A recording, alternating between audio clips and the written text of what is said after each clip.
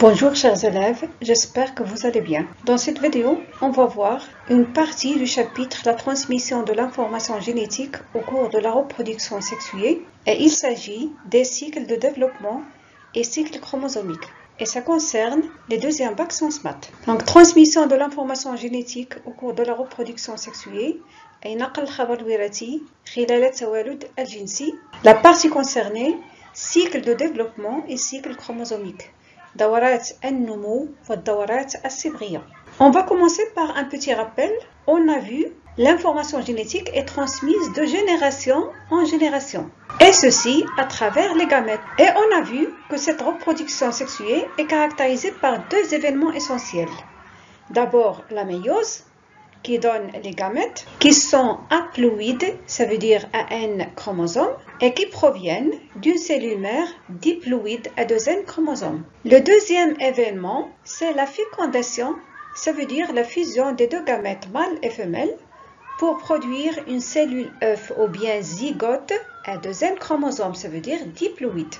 Au sein de cellules œuf, pour chaque chromosome provenant du gamète mâle, ça veut dire du père, on trouve un homologue, qui provient de la mère. C'est pour cela qu'on parle de la diploïdie. Et cette alternance entre ces deux événements, ça veut dire la méiose qui forme les gamètes d'une part et d'autre part la fécondation, qui maintient la stabilité du nombre de chromosomes au sein de l'espèce au cours des générations successives. تعاقب ظاهرتي الانقسام الاختزالي لا ميوز التي تنتج الأمشاج من جهة والإخصاب من جهة أخرى هو ما يجعل عدد الصبغيات مستقر داخل أفراد النوع عند الانتقال من جيل إلى آخر. مع توالي الأجيال عدد الصبغيات يبقى مستقرا والفضل يعود إلى توالي ظاهرتي الانقسام الاختزالي والإخصاب. Au cours de la méiose, on passe de 2N à N chromosomes. Par exemple, chez l'homme, on passe de 46 chromosomes à 23 chromosomes au niveau des gamètes. Et au cours de la fécondation, on passe de N à 2N. Par exemple, chez l'homme, on passe de 23 plus 23, 46 chromosomes. Et ainsi, le nombre de chromosomes est maintenu constant au cours des générations successives. Donc, le nombre de chromosomes caractérisant l'espèce est maintenu stable d'une génération à une autre. Cette stabilité est assurée par l'alternance de deux processus biologiques complémentaires. وهذا الثبات يؤمن بتوالي ظاهرتين بيولوجيتين متكاملتين. La méiose qui permet de passer de la phase diploïde à la phase haploïde, ça veut dire de 2N à N. Et la fécondation qui permet le passage de la phase haploïde à la phase diploïde, ça veut dire de N à 2N chromosomes. On va commencer par le premier cycle de développement chez la drosophile. Donc, on a ici la drosophile femelle, ici la drosophile mâle, ici on a le cycle de développement de cet insecte. On va voir la description. Donc, la description du cycle de développement chez la drosophile. Chez cet insecte, la méiose entraîne la formation des gamètes mâles et femelles à N chromosomes. La drosophile femelle, bien sûr, va produire les gamètes femelles et la drosophile mâle va produire les gamètes mâles et qui sont bien sûr à N chromosomes, ça veut dire haploïdes. À l'intérieur de l'appareil reproducteur de la femelle s'effectue la fécondation qui donne une cellule œuf à 2 N chromosomes. داخل المسالك التناسلية للأنثى سيحدث الإخصاب la fécondation التي تعطي خلية بيضاء 2N, ça veut dire diploïde. La cellule œuf subit des mitoses pour donner une larve, puis pulpe, qui se transforme ensuite en drosophile adulte, mâle ou femelle à 2N chromosomes. Après la fécondation, on obtient une cellule œuf ou bien un zygote qui va entrer directement en mitose pour donner les étapes de développement de l'insecte. Au début, il donne l'embryon, le génine, puis le stade larvaire, puis la pupe, al-khadira, qui se transforme en un insecte adulte, soit mâle, soit femelle. Donc la question qui se pose ici, définissez le cycle de développement. Donc d'après vous, qu'est-ce qu'on désigne par cycle de développement? ماذا يقصد بدورة النمو انطلاقا من هذا المثال? Donc qu'est-ce que vous constatez? Ici le cycle de développement, ce n'est qu'une suite d'étapes qui sont cycliques, ça veut dire qu'ils se répètent au cours des générations et qui commencent par la fécondation, la formation de la cellule œuf qui va traverser un ensemble d'étapes avant de donner l'insecte adulte qui va produire lui-même aussi les gamètes pour qu'un nouveau cycle commence.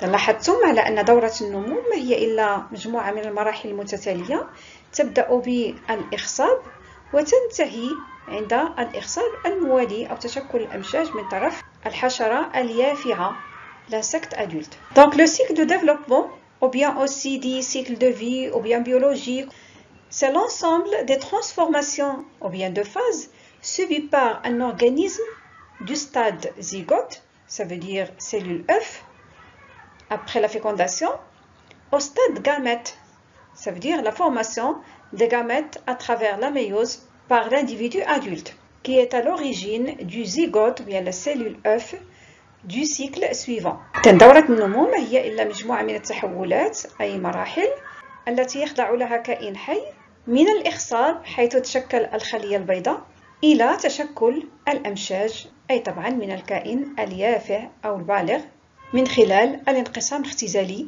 التي هي أصل الخلية البيضاء للدورة الموالية. La deuxième question, schématiser le cycle chromosomique chez la drosophile. Donc, donner un schéma du cycle chromosomique cette fois-ci. Daura as-Sibriya. Ça veut dire ici, on va tenir compte que du nombre de chromosomes et bien sûr, les événements qui entraînent le changement de ce nombre. هنا دورة سبرية أي سنأخذ بعين الاعتبار فقط العدد السبريات. Est-ce qu'il s'agit de l'haploïdie ou bien de la diploïdie, de n ou bien n, وطبعا الأحداث التي تغير من هذا العدد. Et d'après vous, quels sont les événements qui changent le nombre de chromosomes? Bien sûr, on a deux événements, la fécondation et la méiose qui donne les gamètes. Au cours de la méiose, on passe de 2n à n, donc on passe de la phase diploïde à la phase haploïde. Et au cours de la fécondation, on passe de n chromosomes à 2n chromosomes. Ça veut dire de l'haploïdie à la diploïdie.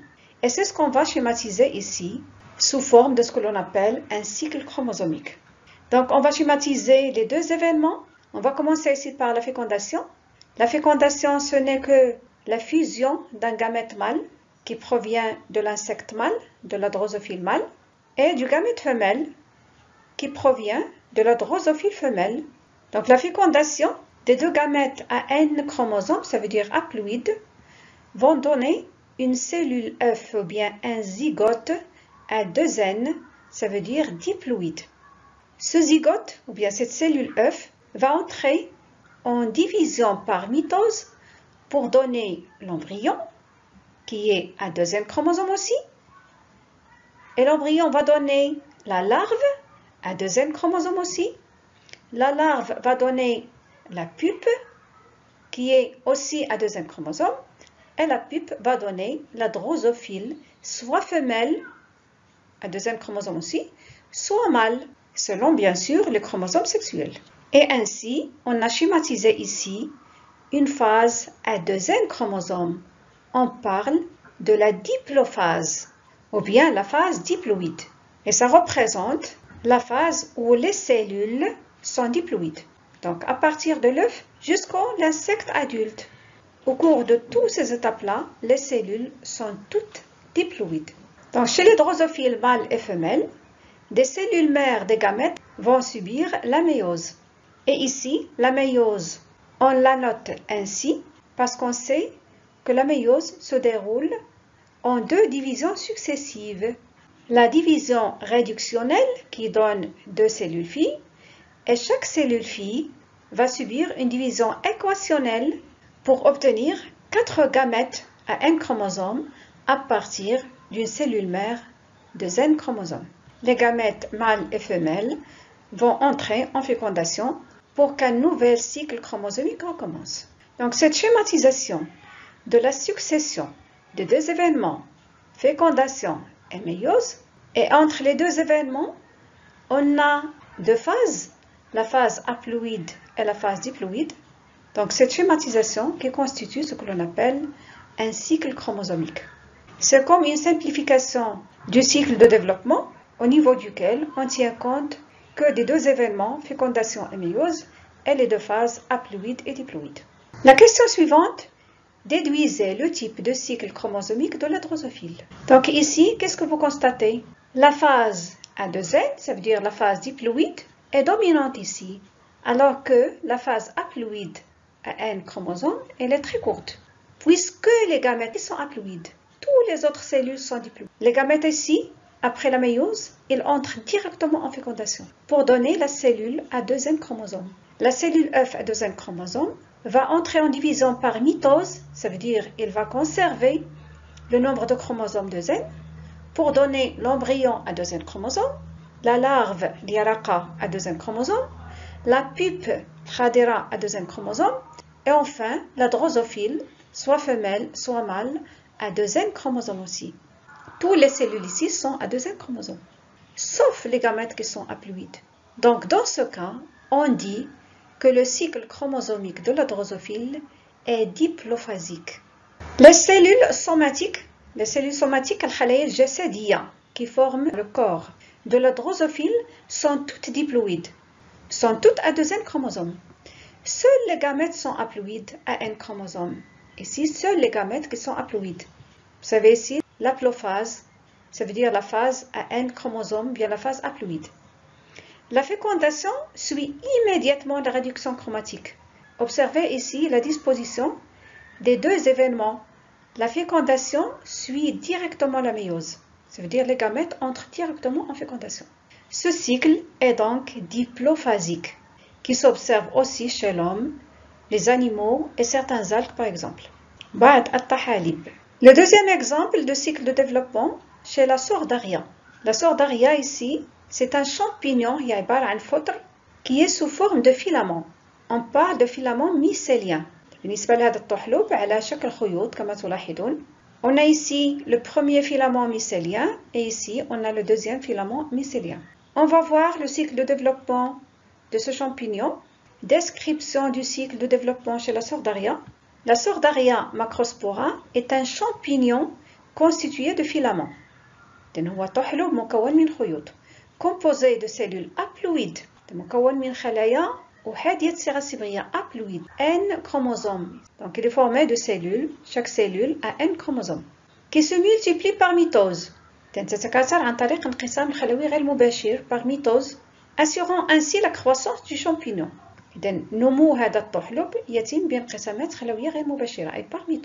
La reproduction sexuée chez ce champignon se fait par l'union des cellules de deux filaments. C'est la fécondation, entraînant la formation d'un organe appelé péritès.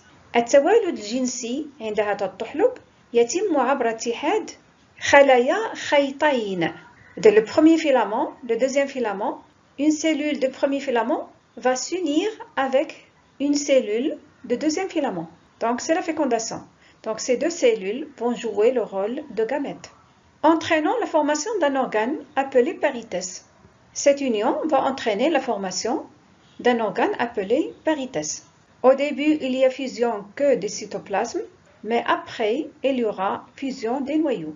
À l'intérieur de celui-ci, les noyaux cellulaires des filaments réunis fusionnent 2 à 2.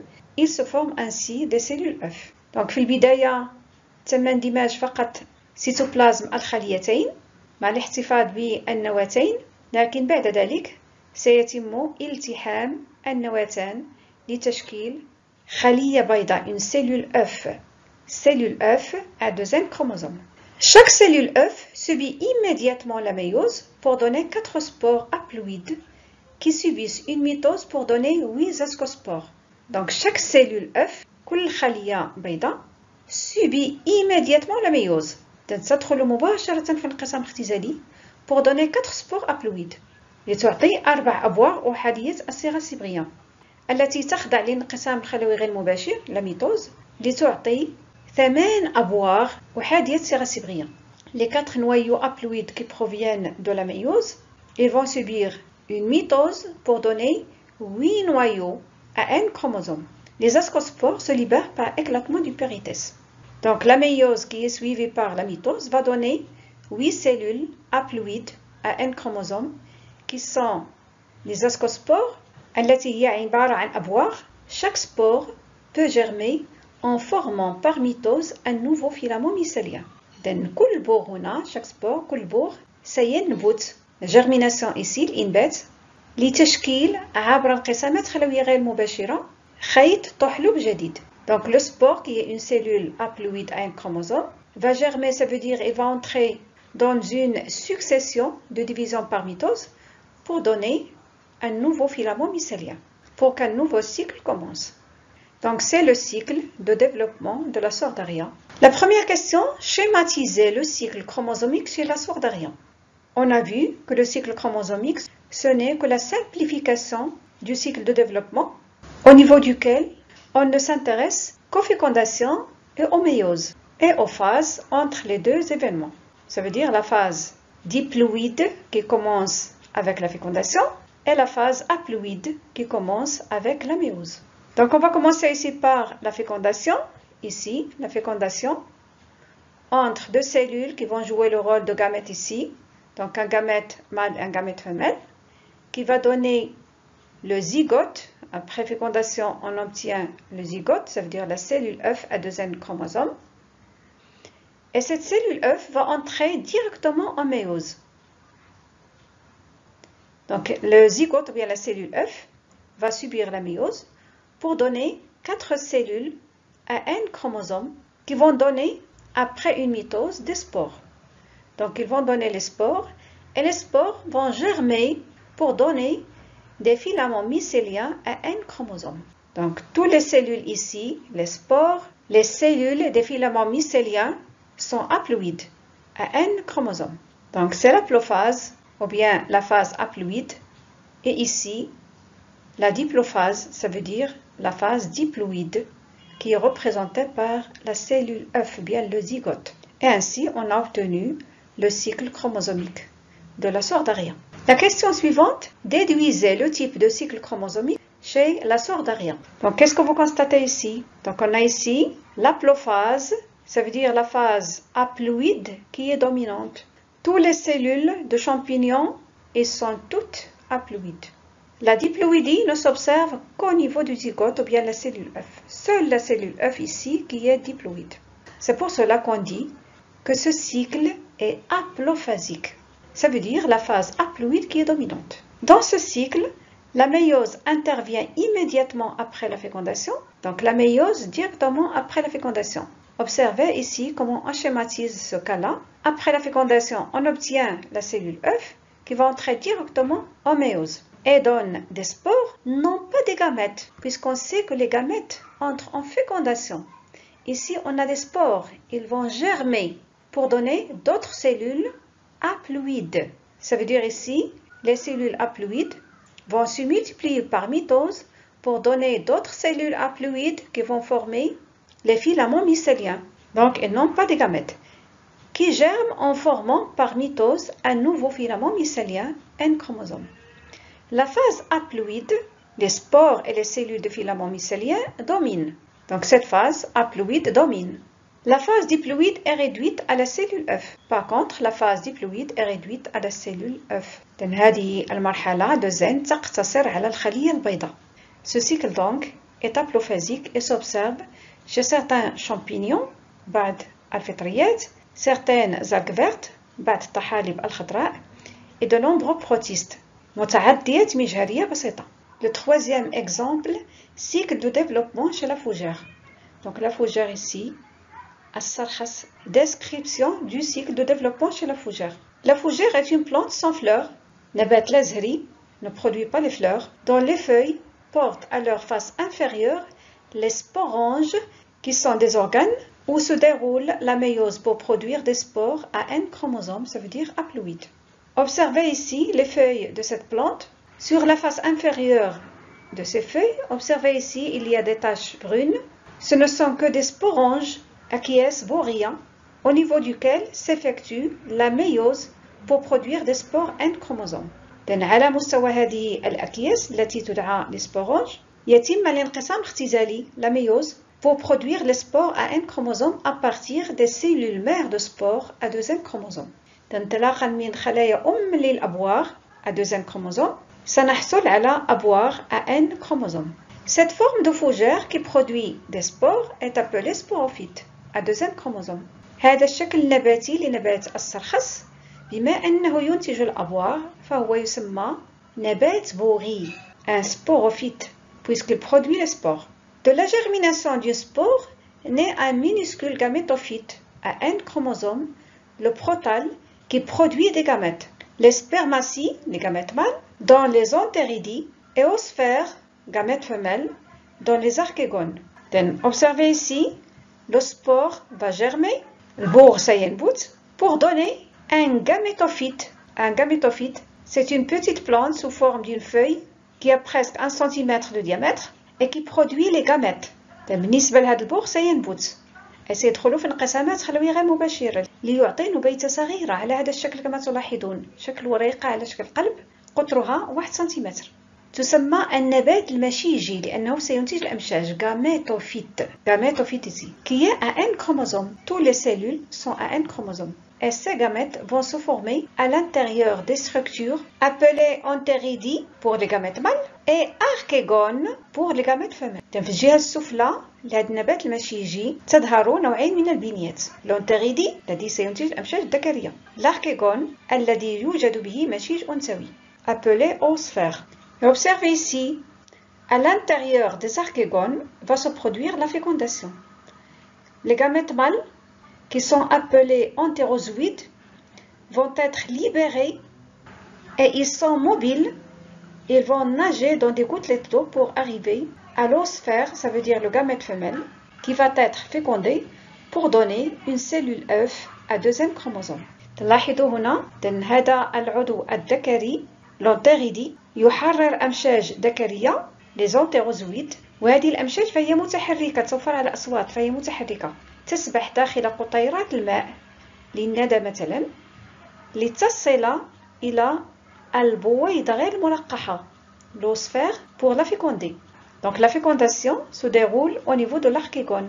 يتم الإخصاب داخل هذا العضو الأنثوي pour former la cellule œuf ou bien le zygote à 2 chromosomes.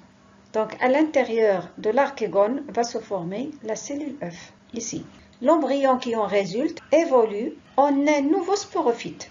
هذه البيضة تتطور إلى جنين والجنين سينمو فوق النبات المشيجي sur le gamétophyte ici الذي سيندثر فيما بعد ليتطور هذا الجنين إلى نبيتة صغيرة jeune fougère pour donner un nouveau sporophyte ou bien une nouvelle fougère. الجنين سيتطور إلى نبيتة وهذه النبيتة ستتطور إلى سرخس جديد أو نبات بوغي جديد sporophyte pour qu'un nouveau cycle commence. Donc c'est le cycle de développement de la fougère. La première question, schématiser le cycle chromosomique chez la fougère. Donc maintenant, on sait bien que le cycle chromosomique, ce n'est que la représentation des 2 phases haploïdes et diploïdes qui sont séparées par la méiose et la fécondation. Donc on va commencer par la fécondation.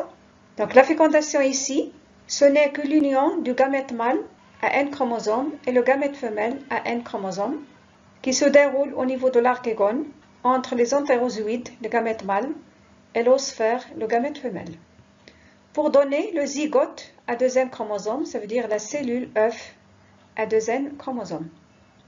Cette cellule œuf va donner l'embryon, puis le jeune fougère, puis le sporophyte. Toutes ces cellules-là, ils sont à 2 chromosomes. Donc, on représente ici cette phase de 2 chromosomes par le bleu, par exemple ici. Il vaut mieux utiliser ici des couleurs pour séparer la phase N chromosome à la phase 2 chromosome. Ou bien, on peut représenter, par exemple, la phase 2 chromosome par 2 traits et la phase haploïde avec un seul trait. Et bien sûr, on donne la légende. Donc, le zygote à 2 chromosomes, bien la cellule œuf à 2 chromosomes va donner le sporophyte à 2 chromosomes. Après, bien sûr, un ensemble d'étapes, embryon, jeune fougère, jusqu'à l'arrivée à sporophyte. Ça veut dire la fougère mûre, السرخس الناضج. Au sein de cette fougère, et plus précisément au niveau des sporanges, les cellules mères des spores vont subir la méiose. Donc, vont subir la méiose pour donner des spores à N chromosomes. Les spores à N chromosomes vont germer, c'est un bout, ici, pour donner le gamétophyte à N chromosomes qui va produire les gamètes mâles et femelles pour qu'un nouveau cycle commence. Ainsi, on a obtenu le cycle chromosomique chez la fougère. Autre question, déduisez le type de cycle chromosomique. Donc, ce sont les types de questions qu'on rencontre dans les exercices de cette partie. Donc, qu'est-ce que vous constatez ici? La phase diploïde, un deuxième chromosome, et la phase haploïde, un chromosome, sont de la même importance. La phase deuxième chromosome est représentée par le sporophyte, ça veut dire la plante qui produit les spores, et la phase haploïde à un chromosome est représentée par le gamétophyte, ça veut dire la plantule ou bien la petite plante qui produit les gamètes. Qu'est-ce que ça veut dire? Ça veut dire, pour deuxième chromosome, il n'y a pas que le zygote qui est à deuxième chromosome, il y a d'autres cellules à deuxième chromosome qui forment le sporophyte. Et il n'y a pas que les gamètes qui sont haploïdes à un chromosome. Il y a aussi les spores et le gamétophyte qui sont à un chromosome. C'est pour cela qu'on parle d'un cycle haplodiplophagique. Donc ce cycle est caractérisé par deux phases. Une phase diploïde à deux N chromosomes, ici représentée en bleu, représentée par le sporophyte, ça veut dire la plante qui produit les spores. Une phase haploïde à un chromosome, représentée par le gamétophyte qui produit les gamètes. Le cycle chromosomique chez la fougère est digénétique, ça veut dire deux phases, haplodiplophagiques, une phase haploïde et une autre diploïde. Ce cycle s'observe chez un ensemble de plantes et de champignons. Bilan de cette partie. Selon la prédominance de chacune des deux phases haploïde et diploïde, on distingue trois types de cycles essentiels. Cycle haplophasique, seul le zygote est diploïde, deuxième chromosome. La réduction chromatique suit immédiatement la fécondation. La phase haploïde ici est longue. Le cycle diplophasique, la méiose produit directement les gamètes. Le cycle haplodiplophasique, les deux phases diploïde et haploïde sont de la même importance. غير هنا تبان الأرض عليكم بالنسبة لهاد التمارين غادي تصادفوا في هذا الجزء هذا من الدرس. غالبا ما كتصادفوا انواع دورات سموليه جديده، في الغالب ما غتكونوش شفتوها، وبالتالي غادي تلقاو واحد المجموعه ديال المفاهيم جديده في مراحل ديال دوره النمو. اللي بغيت نقول لكم هنا الأرض عليكم بلا ما تخلعوا بلا ما تقلقوا، لان شنو كيكون مطلوب منكم هنايا هو ترسموا الدوره الصبغيه لو سيكل كروموزوميك وتعرفوا على النمط ديالها نوعها. اذا هنا اش غادي تركز؟ فقط غادي تقلب فين كاين فيكونداسيون، فين كاين لا ميوز، هذا اللي مهم، وفين كيتجلاو هادوك لي فاز haplophagique ou diplophasique فين كاين 2 N و N. اذا bien sûr après la fécondation c'est la phase diploïde, après la méiose c'est la phase haploïde. وغادي تنتبه الا كانوا شي خلايا اخرين من غير الخليه البيضاء من غير لا سيلول اف qui sont diploïdes، هذا كيعني ان كاين une phase diploïde. ولا كانت شي خلايا اخرين من غير لي غاميت qui sont haploïdes à un chromosome، هذا كيعني ان كاينه لا فاز هابلويد. وبالتالي الا كانوا بجوج راه غادي يكون لو سيكل هابلوديبلوفازيك.